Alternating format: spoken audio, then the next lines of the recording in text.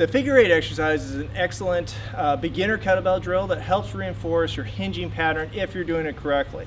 Now, a lot of times people are allowing their backs to flex a lot as they're coming down in between their legs. We're not going to do that. We're going to, just like all the other exercises, we're going to try to maintain core stability throughout the drill. So rather than allowing our bodies to rotate, we're going to try to keep proud chest, shoulders back, hinging at the hips, and coming down. So again, a very important aspect of this drill is that you're not ever going to go from behind you to in front of you. The reason is pretty simple. If you miss that grip, and you can see how the kettlebell comes across at 45 degrees, you could easily drop the kettlebell on your feet. Now a lot of people say, oh, you're barefoot, how did, that's not safe either, but whether you're wearing tennis shoes or not, if you drop a 18 to 53 pound weight on your foot, it's going to hurt. So let's just do things properly and go from the front to the back. So from here, front to back, and flowing. You can see how I stand up just like I do during my kettlebell swing. This is why it reinforces the kettlebell swing exercise. I'm staying up straight, pushing my hips forward, and that's what's driving the weight up in front of me.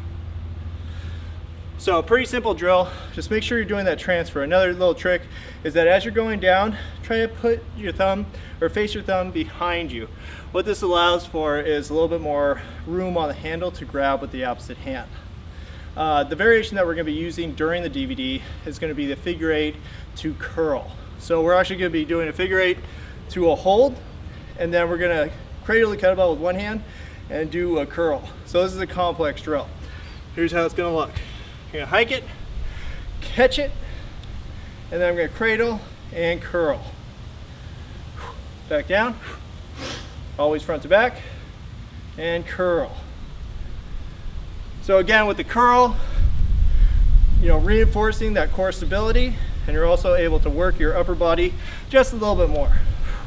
Now the hold exercise itself, the kettlebell to hold, is also an excellent drill for doing that. And if you're too tired to do the figure eight to curl, go and just do the figure eight to hold. It's still going to be tough, and you're still going to get that upper body action in there.